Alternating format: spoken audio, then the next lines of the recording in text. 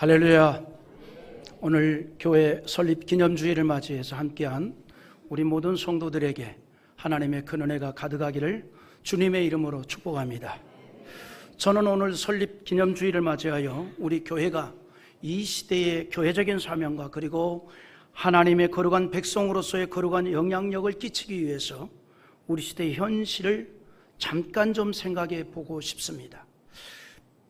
비판 철학의 창시자로 알려진 임마누엘 칸트가 교육의 중요성에 대해서 강력하게 했던 말이 있습니다. 그가 이런 말을 하죠. 인간을 교육을 통해서만 인간이 되며 교육이란 현실적 존재로 변화하게 하는 것이다. 무슨 말이냐면 사람은 교육을 통해서만이 이 시대에 살아갈 수 있는 존재로 만들어 갈 수 있다는 얘기예요. 인간은 교육으로 존재되어 형성되어진다는 겁니다. 그래서 사람은 어느 시대든지 배워야 하고 깨우침을 받아야 하고 문화를 등지지 아니하고 문화 속에서 살아갈 수밖에 없는 존재입니다. 우리가 태어나는 그 순간부터 가정이라는 문화, 그 성장하면서 학교라는 문화, 그리고 사회라는 이 문화 속에서 우리는 벗어날 수가 없다는 거죠. 문화 속에서 함께 더불어 살아가는 존재입니다. 그리고 그 문화에 적응을 하고 시대가 요구하는 사회인으로 세워지도록 교육에 의존할 수밖에 없습니다. 특별히 어린이와 청소년들이 자기 시대의 문화를 완전히 등지고 어떤 교육도 받지 아니하고 그 시대 사회인이 될 수 없습니다. 사람은 이 세상에서 존재하고 살아가는 동안 문화 속에 있어야 하고 끊임없이 무언가를 배우지 아니하고는 우리 사회에서 스스로 고립될 수밖에 없습니다. 웃기는 얘기 같습니다만 요즘은 조그만 분식집을 가도 키오스크로 전부 주문을 해요. 이제 컴퓨터 다루지 못하면 집에서 죽 끓여 먹어야 돼.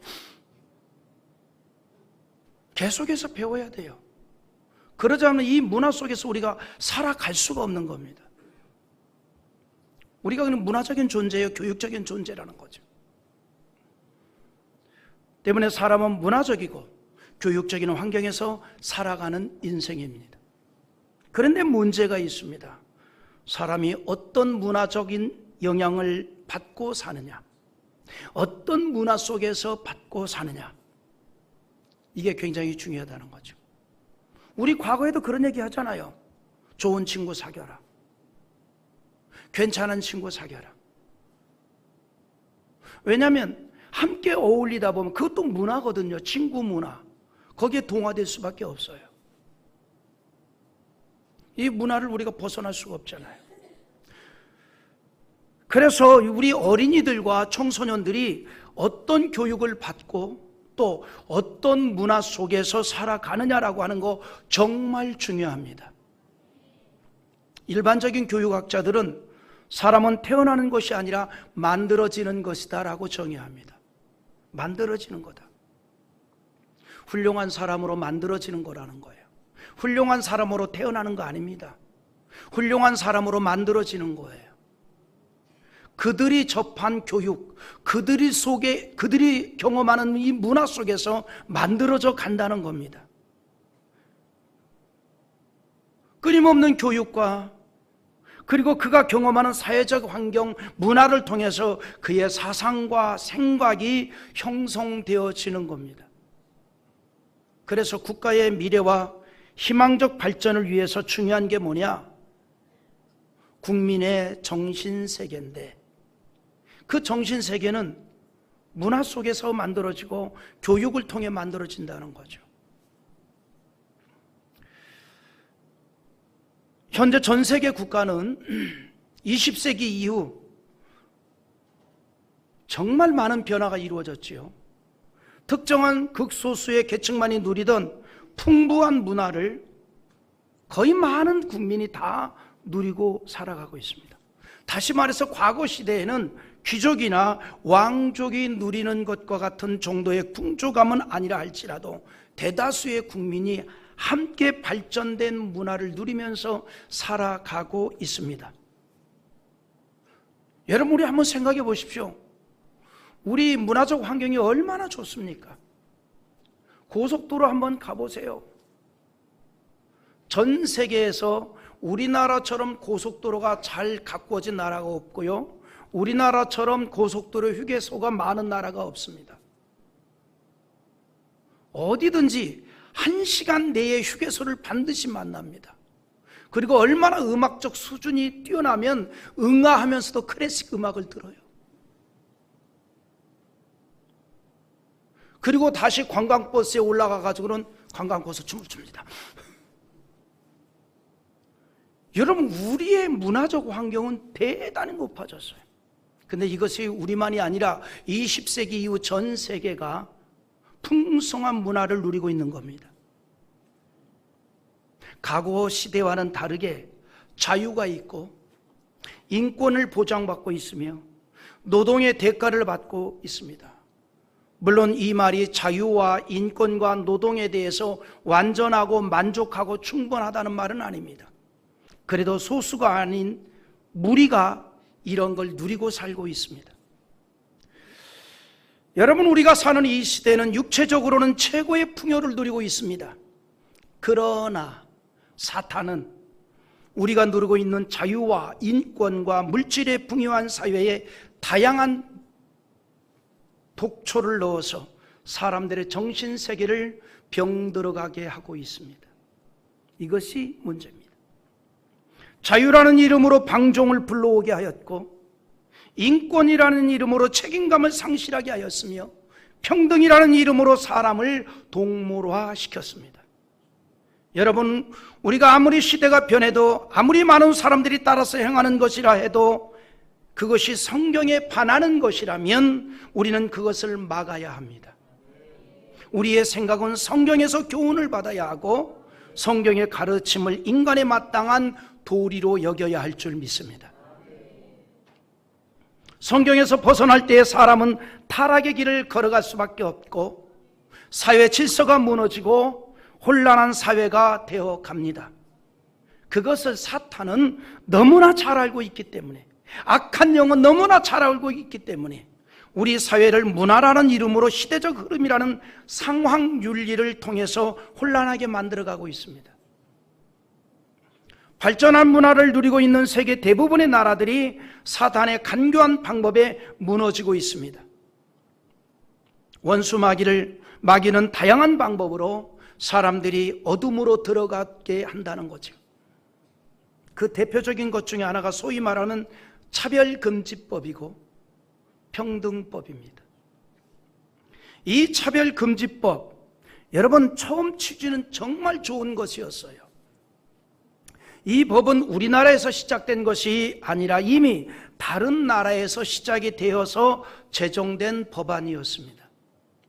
말 그대로 사회의 불평등과 차별 문화를 개선하자는 차원에서 만들어진 그런 좋은 법안이었습니다. 처음 출발의 취지는 너무너무 좋았어요. 차별철폐 협약에 따라 인종과 관련한 이유로 생활의 모든 영역에서 합리적인 이유 없이 받는 차별을 금지하는 법안이 바로 차별금지법의 출발이었습니다. 과거에 미국이나 유럽 쪽에서 백인 우월주의에 사로잡혀서 흑인들이 얼마나 차별을 받았습니까? 그래서 차별금지법이 만들어지는 거예요.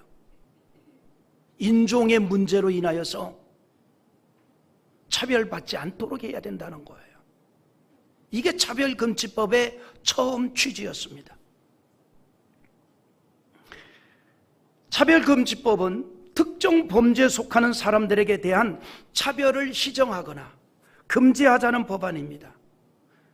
예를 들어서 남녀 고등평등법, 장애인 차별금지법, 이런 법안들이 다 차별금지법 속에 들어가 있는 법안들입니다. 그래서 1965년 유엔 총회에서 모든 형태의 인종차별을 철폐하고 인간의 존엄성에 대한 이해와 존중을 확보하기 위한 인종차별 철폐 협약을 채택을 한 겁니다. 이 협약에서 인종차별에 대해서 이렇게 정의를 합니다. 1965년 유엔에서 채택한 인종차별 협약에 대한 내용입니다. 정치, 경제, 사회, 문화 등의 모든 공공생활에서 모두가 평등한 인권과 기본적 자유를 인정받고 향유하며 또는 행사하는 것을 무력화시키거나 침해할 목적으로 인종, 피부색, 가문, 민족이나 종족의 기원을 바탕으로 하여 사람을 구분하거나 배척하거나 제한하거나 또는 특혜를 제공하는 모든 유형의 행위라고 하였습니다.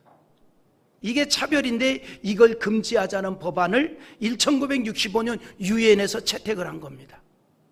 여기까지는 참 좋아요. 너무너무 좋은 내용입니다. 그래서 우리나라도 1978년도에 이 협약에 가입을 했던 것입니다. 그런데 문제는 이 차별금지법을 사탄이 악하게 사용을 하는 거예요. 악한 영이 악하게 사용하도록 역사하기 시작한 거예요. 포괄적으로 확대를 시킨 겁니다. 이 차별금지법을 발판 삼아서 다양한 차별금지법 조항을 그 안에다 다 집어넣은 거예요. 그 안에 다 집어넣었어요. 전 세계가 그것으로 인해서 인간성을 상실케 하는 다양한 법안들을 만들어내기 시작한 겁니다. 저는 이걸 영적으로 봅니다. 이건 사단의 역사다. 이건 사단의 역사다. 간교한 사단의 역사다. 급기야는 우리의 사랑하는 조국 대한민국 국회도 그런 것들을 하려고 지속적으로 시도를 하고 법안이 지금 대기 중에 있습니다. 이 차별금지법 법안 안에는 사람의 모든 기본을 흔들어버리는 법안이 있는데 그 중에 하나가 성평등 법안입니다. 성평등 법안. 전 세계 많은 국가들이 36개 국가들이 이 법안을 다 제정을 했어요. 지금까지의 법안은 우리 헌법에도 인간은 남성과 여성 둘로만 구분합니다. 근데 이 성평등 법안에는 남성과 여성만 있는 게 아니라 인간의 성은 다양하다. 30개 이상이 있을 수도 있고, 그리고 태어날 때부터 남성과 여성이 지정되는 게 아니라 누구든지 자기 성을 자기가 결정할 권한이 있다. 이거를 방해하지 마라. 이거를 차별하지 마라. 이게 성평등차별법 법안의 주요 골자의 내용입니다. 지금 가장 주된 문제가 바로 이 성별에 관한 문제예요. 여러분, 지금까지 우리는 일반인들의 상식 속에서 성별은 말씀드린 대로 남자와 여자 둘 가지뿐입니다. 성경이 그렇게 말하고 있습니다. 이 성별은 타고나는 것이며 자신이 임의로 고칠 수 있는 개념이 아닙니다. 그래서 뭐라는 거냐? 천성이라고 하는 거예요. 하늘이 내린 성이라 이 말입니다. 하지만 차별금지법이 도입된 나라들은 이 법에 금지하여 학교에서 학생들에게 자신의 성별을 스스로 결정하는 것이라고 가르칩니다. 스스로. 얘들아, 너희들의 성은 너희들이 결정하는 거야. 그러니까 여러분들이 성을 결정하면 돼. 그런데 성은 이 땅에 여러 가지가 있단다. 30가지 이상의 성이 있어. 이 중에 하나만 고르면 돼 하고 고르게 하는 거예요. 그런데 그것을 부모가 그건 잘못된 것이다 라고 하면 차별금지법에 적용이 되는 거예요. 그래서 차별금지법을 찬성하는 자들이 임의로 만들어 놓은 성별이 무려 30가지가 넘습니다. 그래서 이 차별금지법을 찬성하는 이 초등학교에서는 크게 뭐라고 써붙였는가 하니 너의 성별은 너가 스스로 선택할 수 있다. 그렇게 문구를 붙여놓고 자라나는 학생들에게 자신의 성별을 직접 정하도록 합니다. 심지어 이것은 강제성이 있는 법이기 때문에 남자인 자식이 자신을 여자라고 하는 것에 대해서 부모가 반대를 하면 이 법에 적용이 되어 처벌을 받게 됩니다. 학교에서는 교과서에 다양한 성이 있다고 가르치고 다양한 성관계에 대한 제시를 하는 내용이 교과서에 수록이 되어 있습니다. 그리고 그것이 나쁘다고 말하면 성적 지향에 의한 차별을 금지한다는 명목으로 벌금을 물리거나 혹은 구속이 될 수 있습니다. 이것이 차별금지법을 시행하는 나라에서 벌어지고 있는 현실입니다. 이게 초등학교 교과서에 나오는 내용들입니다. 이런 차별금지법의 제정은 하나님의 형상대로 지음받은 인간의 거룩함과 존귀함을 상실하게 하고 사람을 동물화시키는 사단의 간교함에 넘어가는 악한 일이라는 것이죠. 사탄은 차별금지법이라는 좋은 취지의 법안에 성적 지향이라고 하는 독을 넣어서 우리 인간의 문화를 혼란하게 만들어가고 있습니다. 이런 때에 성경의 삶을 기본적인 가르침으로 삼아서 살아가는 기독교인이 사회와 국가와 세계의 희망적 미래를 위해서 신앙적인 행동을 해야 할 때라고 믿습니다. 여러분, 우리가 토요일마다 노방전도를 합니다. 우리가 전도를 하는 것은 첫째는 지옥으로 가는 영혼을 구원하여 천국으로 가도록 하기 위함이고, 둘째는 전도된 성도의 삶이 하나님의 기쁨이 되는 인생이 되도록 하기 위함이며, 셋째는 거룩한 신앙으로 인하여 우리의 사회를 하나님의 은혜가 흐르도록 하는 삶을 살아가도록 하기 위함입니다.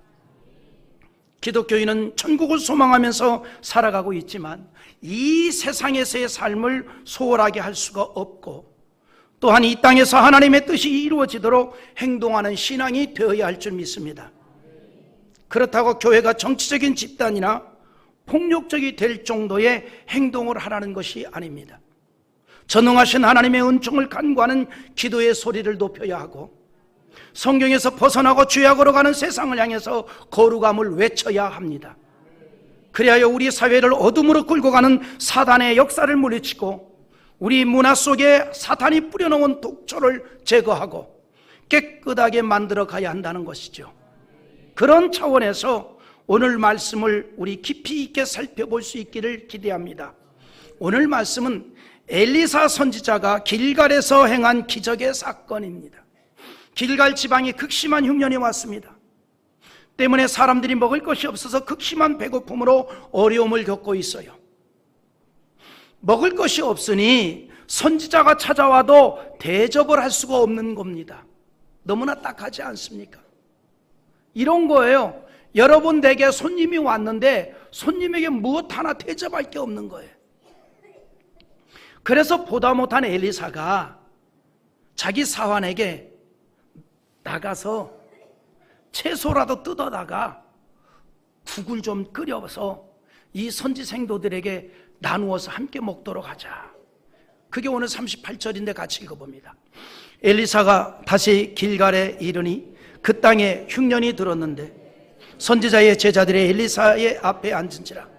엘리사가 자기 사환에게 이르되 큰 솥을 걸고 선지자의 제자들을 위하여 국을 끓이라 하매, 그래서 채소를 캐러 들에 나가서 들포도 넝쿨을 뜯어오고 들호박을 따서 돌아왔습니다. 그래서 그것은 이제 물론 씻었겠죠. 씻어서 큰 솥에다 넣고 이제 막 끓이는 겁니다. 끓이는 거예요. 그게 39절이에요. 한번 또 읽어봅시다.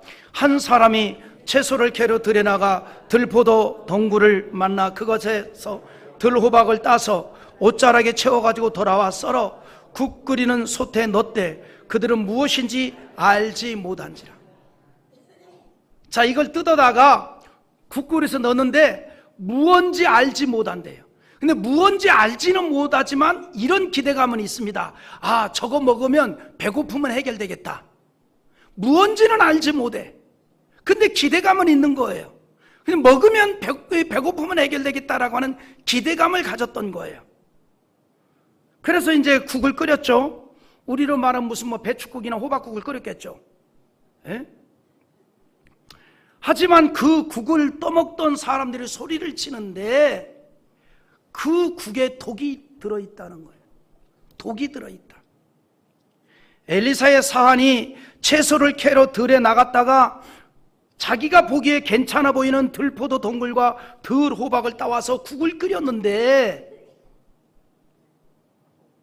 거기에 독이 있었다는 거예요. 엘리사의 사환은 자기가 뜯어온 것에 독이 있다는 것을 아마 몰랐을 거예요. 알았으면 그거를 먹였겠습니까? 몰랐지요. 모르니까 그것으로 국을 끓여서 먹도록 한 겁니다. 하지만 거기에는 사람이 죽을 수도 있는 독성이 있었다는 겁니다. 겉으로는 먹음직스러웠는데 그것이 사람을 죽게 하는 독이 있었던 거예요. 마치 사단의 간교한 말에 미혹을 받은 하와가 선악과를 바라보니 그것이 자신을 하나님처럼 되게 하는 먹음직스럽고 탐스러운 열매로 보였던 것처럼 아마 그렇게 보였던 거예요. 여러분 창세기 3장 6절 한번 읽어보십시다. 같이 봅니다. 여자가 그 나무를 본즉 먹음직도 하고 보암직도 하고 지혜롭게 할 만큼 탐스럽기도 한 나무인지라 여자가 그 열매를 따먹고 자기와 함께 있는 남편에게도 주매 그도 먹은지라. 여러분 하와가 그렇게 생각했던 이 선악과는 하나님의 말씀에 분명히 이렇게 말합니다. 먹는 날에는 반드시 죽으리라. 그러나 하와의 생각은 인간적인 생각이었습니다. 하나님의 말씀을 읽고 그거를 보니 사단의 말을 듣고 보니 하나님처럼 될 것 같은 그러한 열매로 보였던 거예요. 탐스럽게 보이고 귀하게 보였던 것입니다. 그러나 하나님의 말씀은 달랐죠. 먹는 날에는 정령 죽으리라. 여러분 지금 우리 시대가 먹으면 죽게 되는 것을 먹으라고 하는 분위기를 만들어가고 있습니다. 지금 이 시대가 그런 시대예요. 그것도 국회가 나서서 법안을 만들어 국민이 먹게 하고 있습니다. 차별금지법 안에 들어있는 성적 지향에 관한 내용이 바로 그런 것이라고 할 수 있습니다. 그럼 왜 먹으면 죽을 수밖에 없는 법안을 통과시키려고 할까? 우리나라의 성적 지향을 지지하는 성인이 200만 명이나 됩니다. 1년에 한 번씩 여러분 각 시도에서도 퀴어 축제 하잖아요.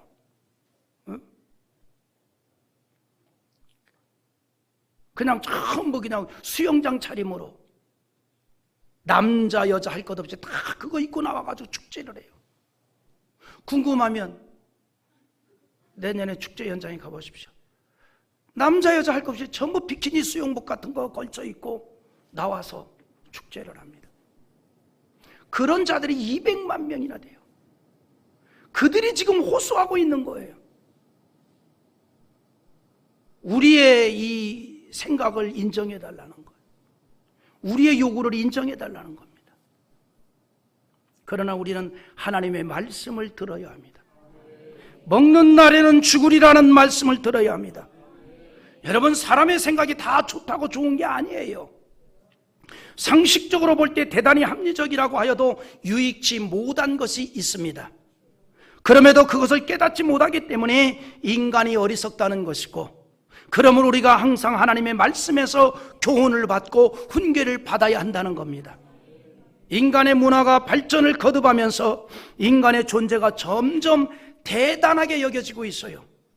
그러나 그럴 때 더욱 하나님의 지혜가 필요합니다. 하나님의 말씀으로 겸손하게 다스림을 받아야 합니다. 그래서 독인지 약인지 구분할 수 있는 지혜를 공급받아야 할 줄 믿습니다. 우리 시대가 먹어서는 죽게 될 독이 너무나 많이 있습니다. 사상의 독이 있고 타락의 독이 있고 불신앙의 독이 있습니다. 엘리사의 사환이 끓인 솥 안에 독이 있었듯이 우리 문화의 솥 안에 독이 들어 있습니다. 이것을 희석시키고 제거해야 할 책임이 하나님의 거룩한 백성들에게 있음을 여러분 믿으시기 바랍니다. 그러면 어떻게 그 독을 제거할까요? 오늘 말씀을 집중합시다. 맛있게 끓인 국 속에 독이 있다는 것을 발견했습니다. 이것이 바로 첫 번째 은혜입니다. 독이 있다는 것을 미리 알았다는 것이 얼마나 귀한 일입니까? 잘못되고 죄된 것을 아는 것이 중요합니다. 200만이나 되는 이 사람들이 그것이 잘못됐다는 걸 인식하지 못하니까 주장을 하는 거예요. 성경은 이렇게 말합니다. 대단히 잘못되었다라고 말합니다. 잘못된 것을 잘못된 것으로 아는 게 은혜입니다. 40절 한번 읽어보겠습니다. 시작. 이에 퍼다가 무리에게 주어 먹게 하였더니 무리가 국을 먹다가 그들이 외쳐 이르되 하나님의 사람이여 솥에 죽음의 독이 있나이다 하고 능히 먹지 못하는지라. 죽음의 독이 있다는 걸 발견하는 게 은혜예요. 그래서 잘못되었다라고 하는 것은 성경을 통해서 우리가 전해야 합니다. 그들에게 전해 주어야 합니다. 그들의 그 생각을 수용하는 게 아니라 그들의 생각이 잘못되었다라고 외쳐야 된다 이 말이에요. 그걸 깨우쳐야 됩니다.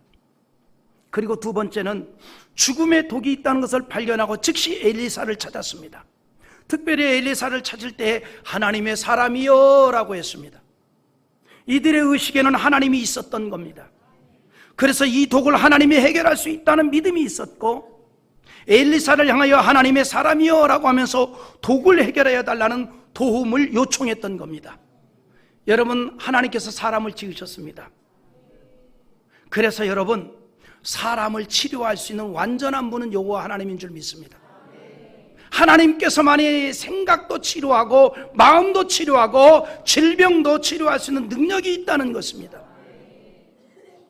여러분, 그래서 우리 속에 있는 다양한 독을 해결받으려면 먼저 하나님께 이 민족을 국률하게 여겨주시고 은혜를 내려주셔야 합니다. 그 일을 위해서 우리가 독이 있음을 발견하고 엘리사를 찾았던 사람들처럼 하나님을 찾아야 합니다. 은혜를 간구해야 합니다. 하나님이 이 민족을 긍휼히 여겨 주시옵소서라고 부르짖고 기도할 수 있기를 기대합니다. 그리고 세 번째, 행동하는 신앙을 보여야 합니다. 엘리사는 독이 있다는 말을 듣고 가루를 가져다가 그 솥에 던지라 명령하여 그대로 하였더니 솥 안에 독이 없어졌습니다. 우리 41절 한번 읽어봅니다. 엘리사가 이르되 그러면 가루를 가져다가 속에 던지고 이르되 퍼다가 무리에게 주어 먹게 하라 하매 이에 솥 가운데 독이 없어지니라. 아멘. 엘리사가 명한 이 가루에 해독제가 있는 건 아닙니다. 다만 어떤 의미를 부여하기 위함이었고 본질은 하나님의 능력에 대한 믿음이었고 그 능력이 독을 제거하였습니다. 그리고 이 사건이 일어난 직후에 선지새동들이 배불리 먹는 은총이 나타났습니다. 어떤 사람이 1000열매를 가지고 온 거예요. 보리떡 20개와 또 자리에 담은 채소를 가지고 온 겁니다. 그런데 엘리사는 그것으로 선지생도들을 다 먹이라고 하는 거예요. 하지만 턱없이 부족한 양입니다. 사화는 그것 가지고 어떻게 100명이나 먹을 수 있습니까? 라고 반문을 합니다. 하지만 엘리사가 먹이라고 하였을 때 정말 100명이 배불리 먹고 남았습니다. 벳세다 광야의 오병이어의 기적이 엘리사의 현장에 나타나게 되었던 거예요. 하나님의 능력으로 치료받으니 풍성함이 기다렸다가 다가온 겁니다. 우리 43절과 44절 한번 읽어보겠습니다. 그 사환이 이르되 내가 어찌 이것을 100명에게 주겠나이까 하나 엘리사는 또 이르되 무리에게 주어 먹게 하라. 여호와의 말씀이 그들이 먹고 남으리라 하였습니다. 그가 그들 앞에 주었더니 여호와께서 말씀하신 대로 먹고 남았더라. 할렐루야. 우리가 오늘 말씀을 영적으로 바라볼 수 있기를 바랍니다. 독을 제거하고 나니 배고픔을 해결받았습니다. 우리 사회에 사탄이 뿌린 독이 해결될 때 우리 사회가 경제의 풍성함도 맞이하게 될 것입니다. 그래서 우상 숭배의 독, 성적 지향의 독, 마약에 빠져버린 독, 불신앙적인 사상의 독을 제거해야 하는데 우리의 문화 속에 너무나 깊숙하게 들어와서 우리 사회가 타락된 문화로 변해가고 있는 이때에 지금 우리의 문화가 멸망과 파멸을 향해 달려가는 것처럼 보이는 이때에 우리가 잠잠히 있을 수 없다는 거죠. 하나님의 거룩한 백성들이 침묵하고 있을 수는 없는 겁니다. 특별히 많은 나라들이 여전히 차별금지법이라는 독을 만들어가고 있습니다. 우리나라도 예외가 아닙니다. 이미 많은 사람들이 그 법이 제정되기도 전에 스스로 성병 등을 주장합니다. 말씀드린 대로 200만이나 되는 무리들이 벌거벗은 축제를 매년 대도시에서 이루어가고 있습니다. 치료가 필요합니다. 우리의 문화 속에 들어있는 독을 제거하고 그 독이 들어오지 못하도록 막아야 합니다. 타락한 문화가 만들어지고 있는 세대에 대해서 시대적 흐름으로 보고 방관해서는 안 된다는 것이죠. 여러분, 하나님의 거룩한 백성들이 저거는 당연히 시대적인 흐름이다라고 방관한다면 비겁한 것입니다. 자기 신앙에 대해서 비겁한 것이고 하나님에 대한 믿음에 비겁한 것입니다. 우리는 전능자 하나님 앞에 기도해야 되고 나서야 할 줄 믿습니다. 로마서 12장 2절에 이렇게 말합니다. 같이 읽어봅니다. 너희는 이 세대를 본받지 말고 오직 마음을 새롭게 함으로 변화를 받아 하나님의 선하시고 기뻐하시고 온전하신 뜻이 무엇인지를 분별하도록 하라. 할렐루야. 사랑하는 성도 여러분, 우리가 나서서 우리 민족을 향한 하나님의 은총을 간구하기를 기대합니다. 하나님의 형상대로 지음받은 거룩성을 회복하도록 우리 사회에 외쳐야 합니다. 내가 먼저 더 믿음의 사람이 그러길 위해서 되어야 합니다. 이 일은 이 시대 교회의 필연적 사명인 줄 믿습니다. 이 일을 행동으로 보이기 위해서 한국교회가 종교개혁주일이 되는 10월 27일 함께 모여서 민족을 가슴에 품고 회개하고 기도하는 일을 하기로 정했습니다. 여러분, 우리 시대의 거룩한 문화를 만들어 다음 세대에 개성할 수 있는 일에 우리 사명감을 갖고 모두 함께 나아가기를 기대합니다. 전능하신 하나님 앞에 이 민족을 구해달라고 기도합시다. 하나님, 이 민족의 솥 안에 들어있는 모든 독소가 제거해달라고 부르짖고 기도하기를 바라고 나아가 우리가 거룩한 외침을 외치는 자 되기를 주님의 이름으로 축복합니다.